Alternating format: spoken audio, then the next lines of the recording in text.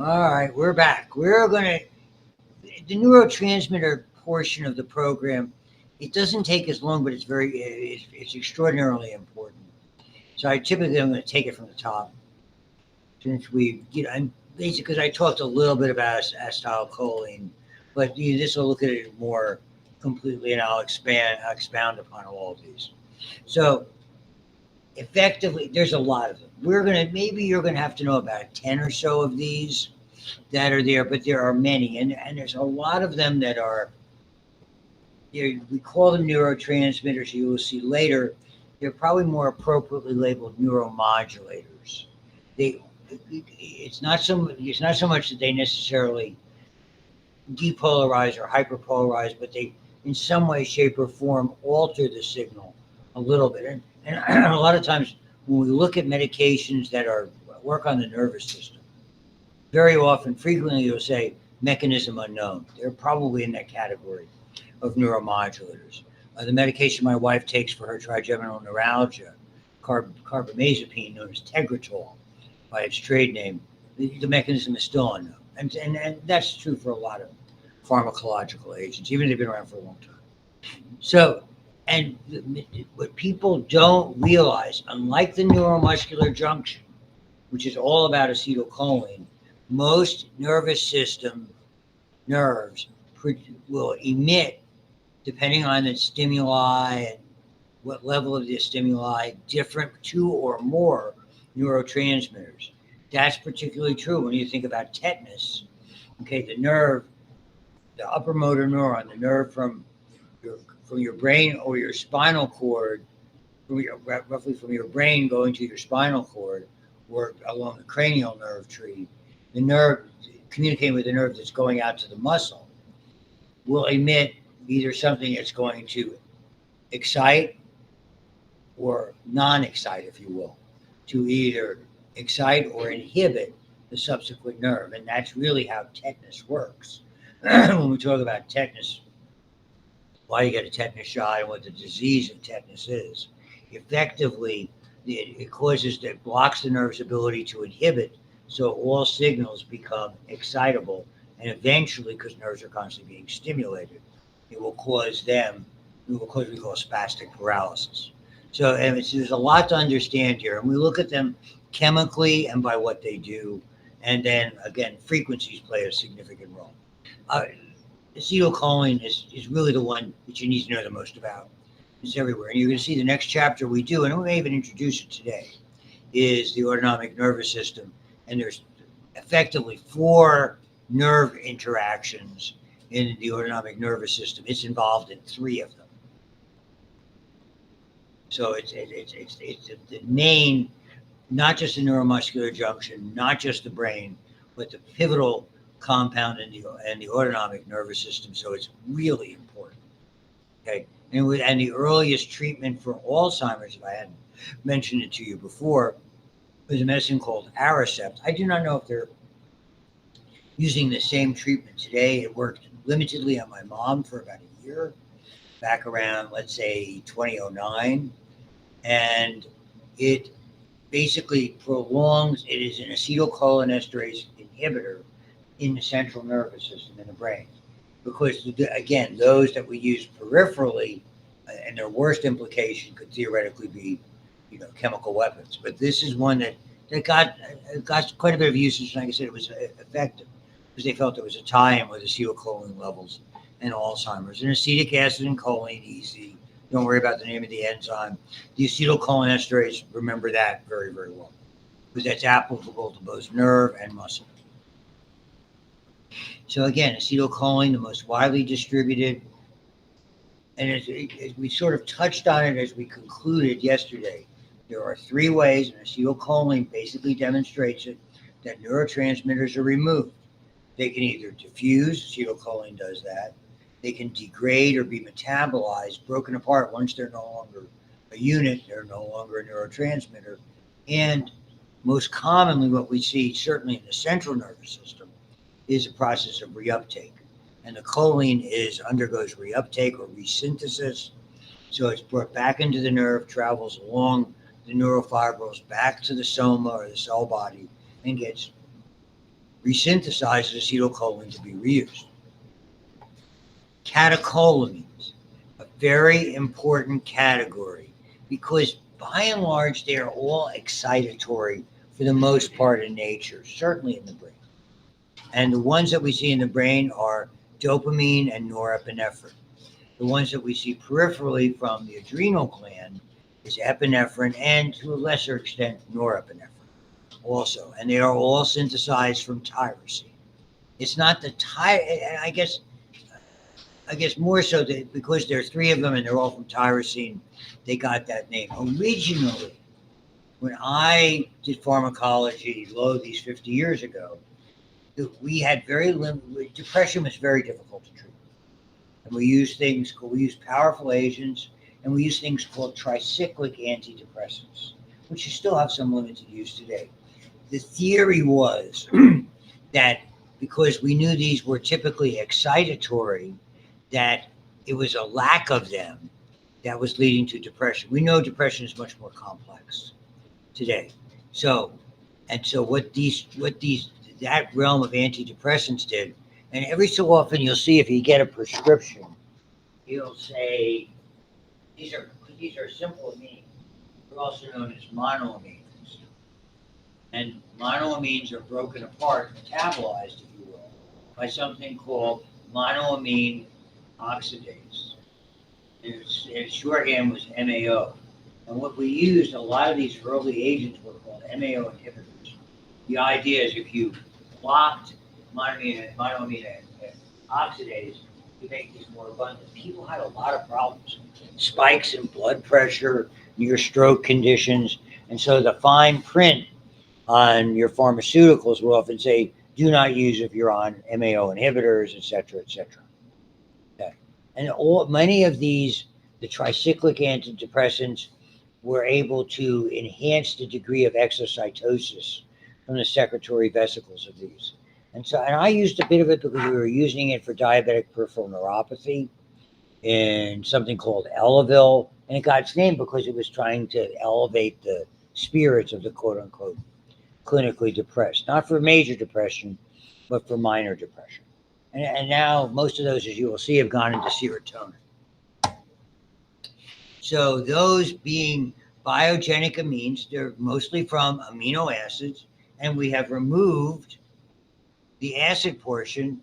Okay, in contrast to what we do metabolically, we remove the amino portion for the most part, unless we're using it directly. These basically biologically active amines, we remove the amino part and basically, so we remove the acid part and make them biogenic amines. The same is true for tryptophan, making serotonin, and histidine, making histamine. Both of those can either be excitatory, inhibitory, depending on the receptors. Yeah, histamine is not only versatile in our system for allergies, and in the sense of antihistamines when it's associated with, when we get to it, you'll see them something called mast cells and IgE. When you begin to look at antibodies, and that's how a lot of allergic reactions occur, allergies and asthma. But histamine is also utilized centrally. That's why an antihistamine overdose, people used to do that. They get a whole bunch of Benadryl, and you can buy as much of it as you want on over the counter. And they'd suck that stuff down, and it would really do a number on them. People don't realize that. I mean, that can be immediately life-threatening. My daughter, when she had a condition called tardive dyskinesia, which is something that occurs as a side effect of certain types of, she was on risperidone, which is a pretty nasty antidepressant agent. She had a modification of bipolar back then, and not now, but it was at least when she was in her teens. And they started her on this, and she got what's called tardive dyskinesia, to the point where the reason we got her to the hospital, her neck was in a permanent position. She couldn't put her tongue back in. How's that? Pretty damn bad.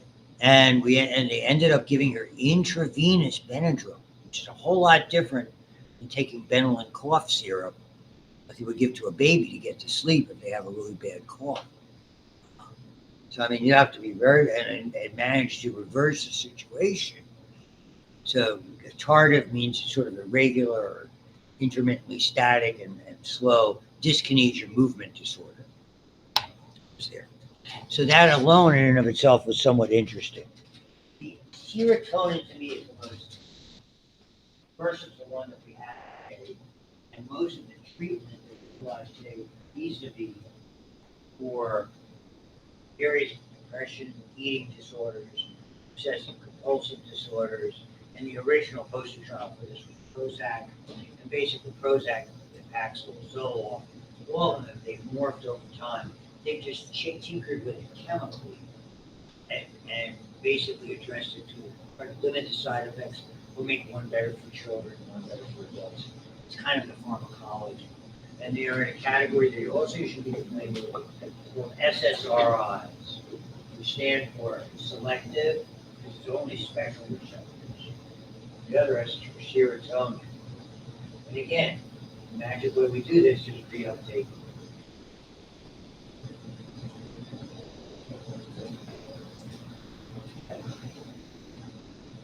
So effectively, when we're treating these inhibitors were inhibiting the breakdown, and those were reuptaken that were utilized over there. You might remember when we talked about the brain, the dopamine being an amine doesn't cross the blood-brain barrier. So what they used originally, it's not a great movie, but it was a movie with De Niro and the late Robin Williams. His name is on the tip of my tongue, from the late 90s, and Awakenings.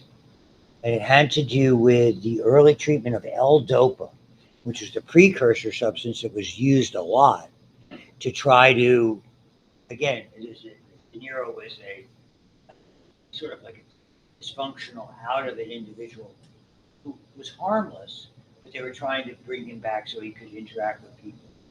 And it was all based. It was based around a novel that dealt with the doctor played by Robin Williams, who had done this initially at the varying levels of the problems they had. So, but we still use the L-Dopa therapy today, because that will cross the blood-brain barrier, where the dopamine itself will not. So tinkering with these is nothing new, therapeutically, if you want to look at that. So, widely used in the brain, emotional behaviors, biological clock. Again, the autonomic nervous system nerves, particularly norepinephrine, are in that category that are there. And imbalances, yeah, we do associate them with mental illness. Just the difficulty is trying to get the right kind for the right receptor. That risperidone, I think, was dealing with a subtype 12. There's so many subtypes of the receptors. And historically, if you look that up, there's been a lot of problems with these. They've become very popular, and then they see a lot of side effects, and they pull them from the market or modify them. This has been my experience with it. Amino acids in and of themselves, really important, extraordinary. Okay, obviously, it's difficult to prove which are neurotransmitters. We know ones that are. Ones that are consistently, but not, again, there's exceptions like with the eye, glutamate and aspartate. So when we look at glutamates and aspartate, normally they're excitatory chemicals, which, again, particularly rare exceptions. You're familiar with the chemical structure that's there, where glycine and GABA, gamma amino butyric acid, a whole lot easier to say GABA, and it's universally accepted, are typically non-excitatory. They're inhibitory in nature. And so by tinkering with these, a lot has been achieved, and I'll move on with that. So, for instance, in a stroke, why muscles begin to contract? Again, those same nerves I was talking about with regard to tetanus, it was either glutamate or glycine. Okay, and all of a sudden they couldn't, in tetanus, the glycine was inhibited. The other way around, in strokes, they begin to produce excessive amounts of glutamate, and the muscles go into spasm for that. And again, they develop what's called spastic hemiplegia, where one side of the body that's affected by the stroke, the flexor muscles, overcome the extensors unless you're bracing, physical therapy, etc. things like that. So for the longest time, and this is, in the days of Asian cuisine, which we used to call Chinese food, I know it's politically incorrect. Okay, but now you go to any place whether you purchase it yourself or make it yourself, most of the time they're MSG fees, free. Or we used to go into restaurants and they'd say no MSG, or upon request we won't put. MSG is a flavor enhancer because you have a palate for that. Okay, certain amino acids trigger the response. So MSG was monosodium glutamate, and it was a little powder that you sprinkle onto food, and it kind of perks your taste buds. So there were a lot of things like that when people had very little to try to make things extend. It was sort of like the hamburger helper of seasons, if you want to think of it that way. But otherwise, what happened was, because it was excitatory, people used to get red, they'd get headaches, their blood pressure would increase, they'd start to sweat, and we saw a lot of reactions. That's when the restaurants started to become much more cognizant of that. And so depending on where you're going, be aware of that. Better restaurants are more than happy to accommodate dietary needs or requests, rather. And a lot of times the stuff, you be careful. Things like that, street vendors and things like that, you have to be watchful. Glycine and GABA. Glycine is particularly common, again, out of the neurotransmitter that's inhibitory in a great deal of nerves. GABA is interesting. What glycine and GABA do, okay, they tend to open chloride channels, ligand-gated chloride channels.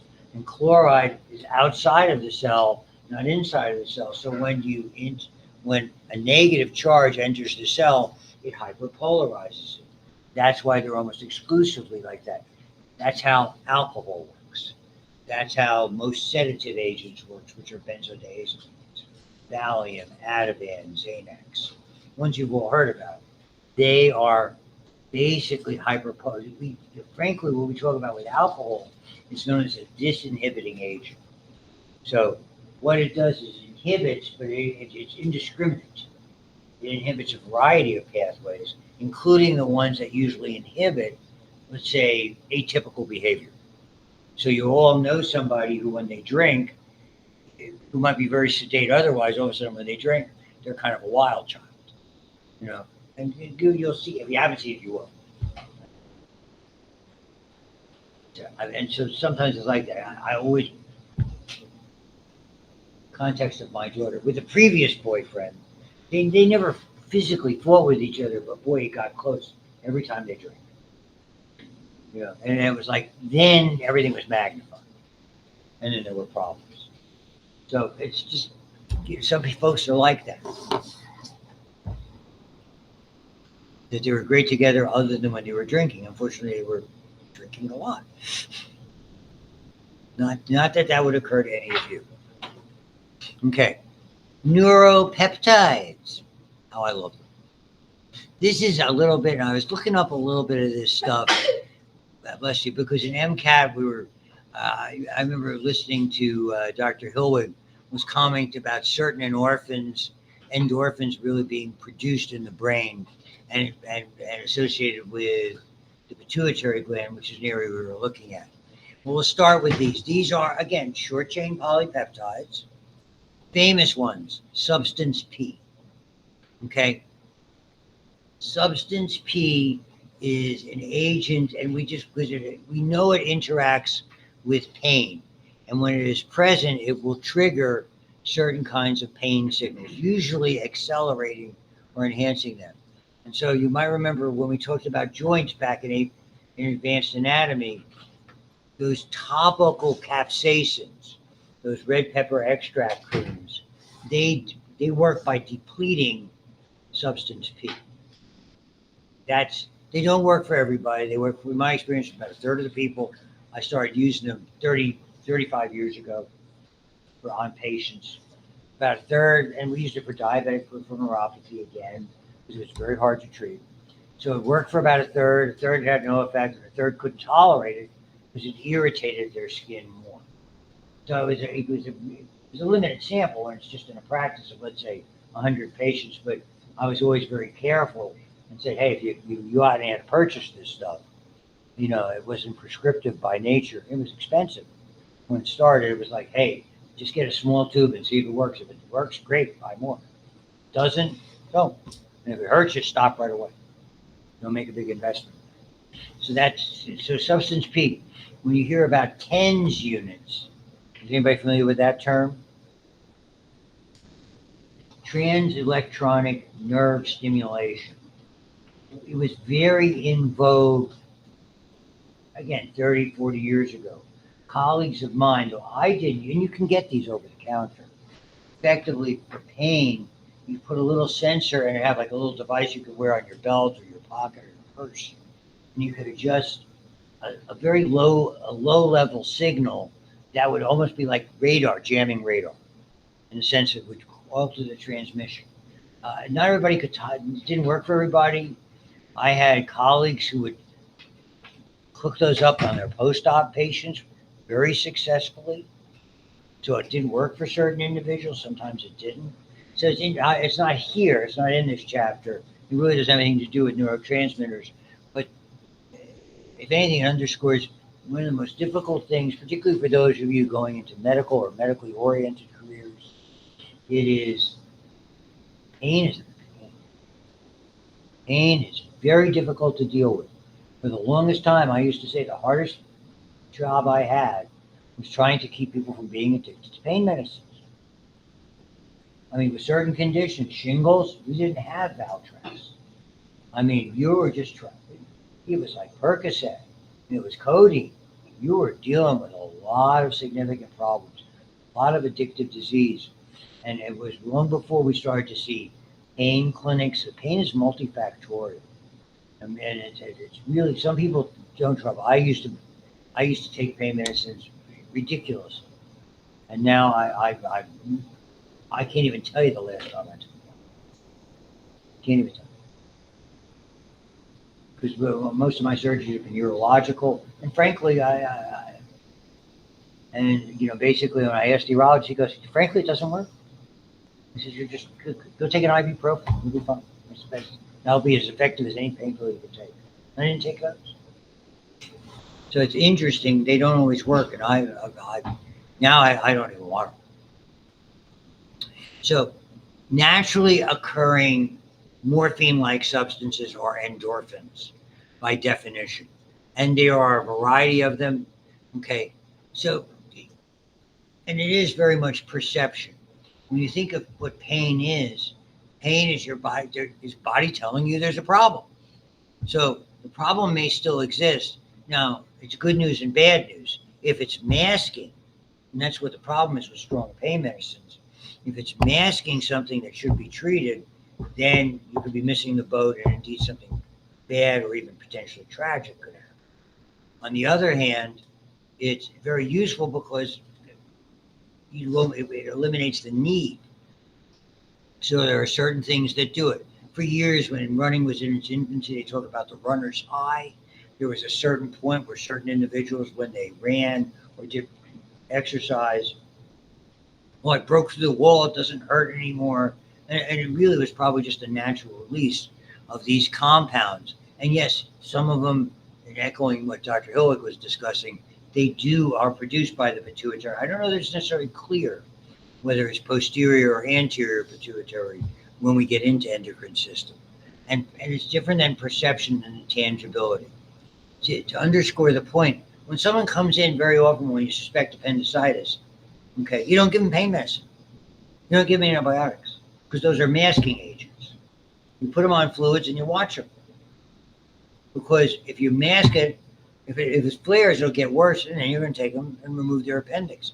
If you give them the other pain pills or antibiotics, it may mask an appendix bursting, and now all of a sudden you've got peritonitis, and you're taking something that's an immediately life-threatening situation. So a lot of times it's using these things judiciously, and then these play a role. Somatostatin, you will see or will learn, is sort of the slows down growth hormone, which is known as somatotropin. So we tend to not want to use growth hormone when we're eating because typically we use insulin to process what we digest because it's more carbohydrate laden than anything else. And cholecystokinin, another agent that's produced during the digestive process, and it gets into the small bowel. And so these are still gut-brain peptides. And look, I don't know about you, I get a lot of pleasure out of eating. Okay. So on a lot of the happy place that certain things, like when I said poor bowl, so I say jambalaya. I'm going to a happy place. I'm going to New Orleans. I'm eating their food. You're all looking at me like, what is he talking about? Okay. Purines. Okay. Adenine and guanine. Okay. The nucleic acid portion without the nucleotide, both. ATP. And we talked about that a little bit before, particularly in certain systems like smooth muscle. ATP can act as a neurotransmitter. So purines are pretty versatile. And certainly the one that's best known is adenosine. Okay? So here you have this remarkable molecule, ATP, playing ping pong with ADP, constantly re-breaking and reestablishing for all of our energy needs. And then what do we do if we lop off the other inorganic phosphate? We have adenosine monophosphate, change its shape, and we have cyclic AMP, which functions in that G protein passageway. And then if we lop off yet another phosphate, we have good old adenosine. Nothing more than, right, adenine and, no, guanine would be the other nucleotide. When something is adenosine or guanosine, the better question is what sugar are they bonded to? What are the two sugars that they could be bonded to that are pentoses? Sir? Oxyribose and deoxyribose. Right, regular ribose or deoxyribose. In this case, it's ribose. Roll your R's for ribose. Ruffles have origins, So adenine or guanine with ribose is adenosine or guanosine. And adenosine, every morning I block my adenosine receptors with multiple cups of caffeinated coffee. This fella in our house, we run on Dunkin'. So first thing in the morning, as I'm letting the dog out, he sees me over by the coffee pot making a large amount. Then when I finish that, my wife is getting up. We're making a second pot. So, and calcium influx and astrocyte sounds like a plan to me. Gasotransmitters. The most interesting of these, okay, carbon monoxide is more toxic. Hydrogen sulfide is unpleasant. They do work internally biologically. It's not a big deal. But the most important of them, surely, is nitric oxide. Nitric oxide is an immense player because it's a very potent vasodilator. When we get to repro-physiology, that's what Viagra and those related ED medicines work on. They basically maintain or limit the breakdown of nitric oxide. That's why they work so effectively. We know it plays a role in neural development.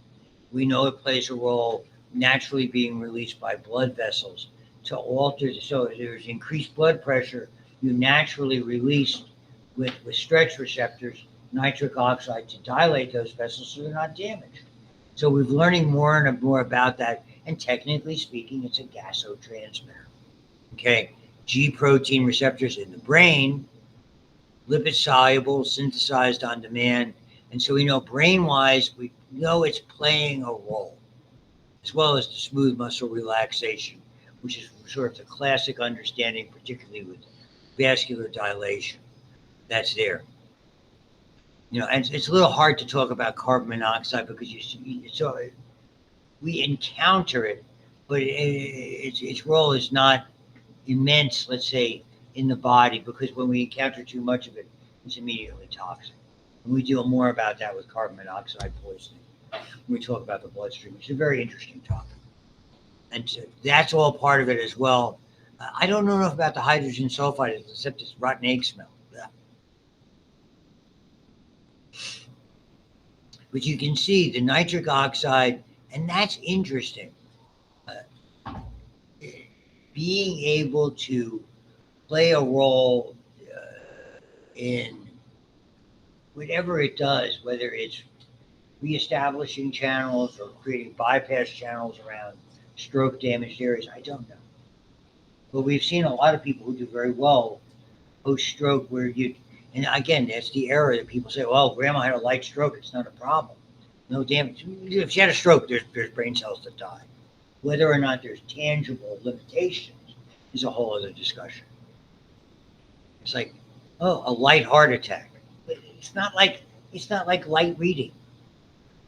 Okay. It's certainly not like icy light. Why are you chuckling with that?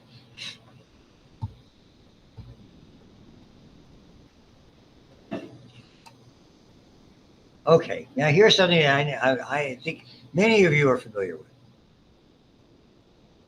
Cannabinoids. So understand tetrahydrocannabinol is the active ingredient in marijuana.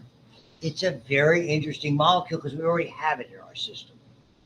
But the other thing that's interesting, when you extract it from marijuana and when it goes into your system, whether it's done, through an edible or something like that, or an inhalable, or however else they're marketing, or the old-fashioned way, okay, it tends to break down into multiple products.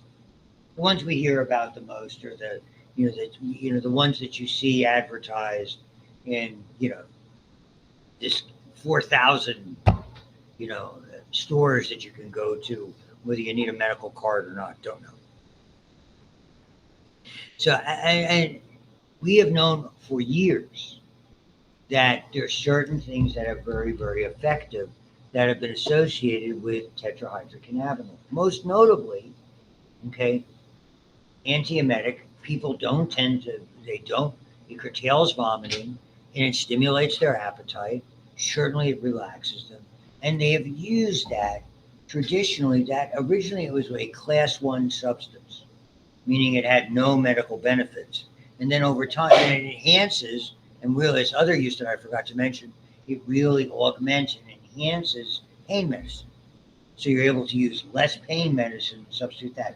The addictive aspect is a different area entirely. And the impairment that somebody might have when they're utilizing it, vis-a-vis driving or operating machinery, is another area.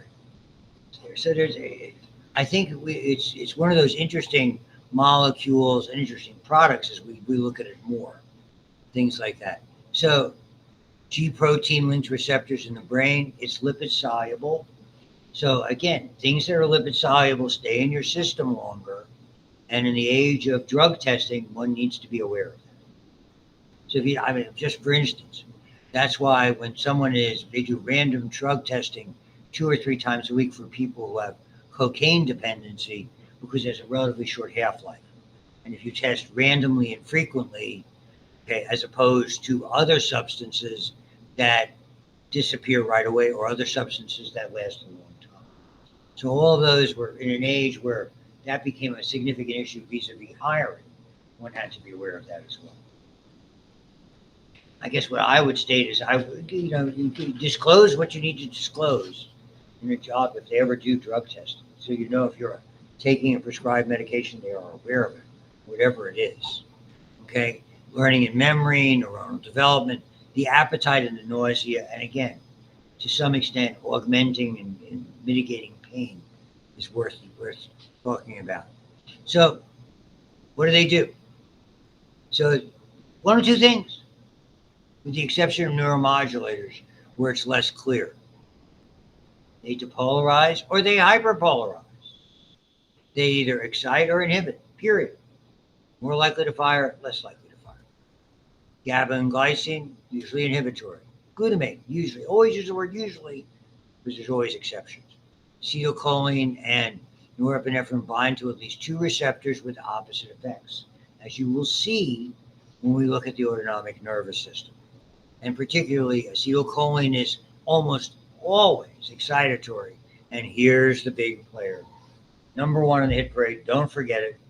Acetylcholine released by the vagus nerve slows down your heart.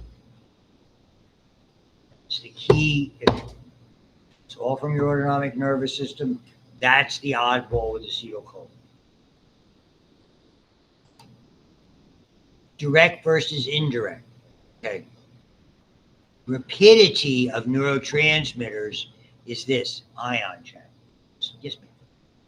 But why is it such a group whenever like professional athletes are caught with PhD?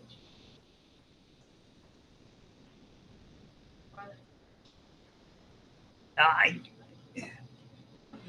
for years, it was because it was a banned substance. It was legislated, whatever the governing body was for the sport. And it was, here we were, and that was the big crux with, who was the guy who played for the Steelers and got, yeah, Martavius Bryant. I mean, and the other guy who played for the Browns, who was a really good receiver also. Seems to be indigenous to wide receiver. Yeah. Uh, they couldn't stay off the weed, as Stephen A. Smith would say. You got to stop smoking the weed. So the screaming A, as I like to call it, Bronx. It was because it was legislated as a banned substance. Given that if they played in Denver, it's legal. You know, if they play in California, it's legal. So in like sports, it's still illegal. I do not know. 100%. I remember a couple years ago, I think there was a runner, somebody. He wants to be a runner again, Le'Veon Bell. But I think they were from somewhere where it was legal. So I don't know. To me, it just doesn't make sense. Well, when Le'Veon Bell was really good, he and the guy who went back and ran for the Patriots, Blunt, which is an interesting name for somebody smoking dope. Just that's my stepson. You know, got right around here on McKnight Road. You know, they were fine. Got pulled over, but you know they got suspended. So that was what, unless it was recurrent, like Bryant or Josh Gordon, and that really cost them a career. You know, than maybe playing in whatever XFL, UCL, who knows whatever. Yes. I would think that the reason that they would continue to test athletes for THC is in case they were expected to go out of state or out of country for competitions, where they would then get tested there and get in a lot of trouble. So That makes sense. I mean, so a lot of it is, like I said, it's legislative in nature. Right. And that type of thing. It's interesting. Always. You know, I don't really know. It's hard for me to. I understand. I mean, I understand the aspect of driving and alcohol, or various cannabinoids. I understand that. Sport. And it's funny. There are other substances in Olympic sport, performance enhancing drugs, even if we're talking about a mild stimulant, or even a mild quote unquote amphetamine. Somebody was taking a Ritalin. In Olympic level sports, that little difference could be, 0.01. That might be enough to I also race. think it's crazy that people who work in healthcare can't. If they wanted to, they couldn't indulge in that stuff. But if somebody, let's say, had medical issues and it helped them, doesn't mean they're going to be having a job. Yeah, that has to be very job specific. Very honest with you. Everybody, here's why I preach this to you guys. You probably heard me say it before. Licenses are very hard to get and very easy to lose. Very hard to get, very easy to lose. So, I mean, I tell the nursing students, they're going to have a cart with narcotics. I mean, if you've got a DUI, even something stupid, once you're 18, don't do that. I had that discussion with my kid. I mean, basically, he got screamed at. I mean, I got a call at 6 a.m. Oh my God, in tears, 20 years old. They're doing random drugs as we were out at Jack's in the South Side drinking all night. It's 20. And you've been there, and I know that. But And he's like, what can I do? I said, own up to it. Hope that it's one time and they just scream and yell, which is what Was happened. he in the military? No, he was in ROTC, but he was in his third year, so he by this time it was serious. Yes, sir. They said alcohol like chloride channels in high. Right. So does that mean like I heard like over time you reduce number of channels? It probably does because consistent usage is something we'll get to. Overusage of certain channels will damage them long term. The other thing that's noteworthy is, and really why alcohol is such a problem, as are using what we used to call downers, Xanax, Ativan, Valium, that your body compensates. If you're always in a depressed state, electrically speaking, your body adapts to it by becoming more excitatory. If sudden withdrawal of narcotics like heroin is not life threatening. It's a horrible get back to normal. It's not life threatening. But when a long-term alcoholic goes cold turkey, that's when they get the DTs, the delirium tremors, and they can seize and they can die. And that happened in jail a lot for years. Maybe still does. Moving on, we're almost done here. So this is the whole idea. If it's moving ions, it's very rapid. Acetylcholine and the amino acids move ions, chloride, sodium, potassium, very quickly. Neurotransmitters, typically G protein passageways, much longer effects like hormones. Biogenic amines are in that category.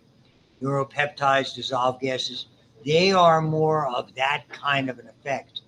They take a little longer to become active and they last more prolonged. So this is something to always watch for. That's frequently, and that's a test question type of material. It's the ones that open ion channels. And here are the neuromodulators. It doesn't directly excite or inhibit, but there's an influence that's there, whether it's release or degradation or reuptake. This is what you were driving at a little bit, sensitivity over time and prolonged, it alters. And we found that out. Like, why do those work? The constant bombardment of serotonin tends to alter the receptor, but slowly. And that's why when in the old days, somebody got Prozac, they come back to the doctor in 2 weeks. I feel great. I never felt better. I'm no longer depressed. That's a placebo effect. I take a pill, I feel better. Therapeutically, it would take a minimum of a month to 2 months to alter those receptors. That's it. So, and then localized agents and things like that. And there's different ones. So some of these are very, very brief. Okay. And these are some of these are really very quickly, these tiny channels that can be altered. So again, it's rapid, but typically, again, rapid underscores brief. For those types of G proteins, much more complex changes. We'll get to muscarinic, that's autonomic nervous system, and again, biogenic amines and neuropeptides, etc. And the second messengers can do the other stuff, but it's a second messenger. So that's why it's not as fast. Even if it's going to eventually do ion channels, it's not going to be as fast. And we're not going to go through that for the umpteenth time. And that's it. I don't do this neural integration.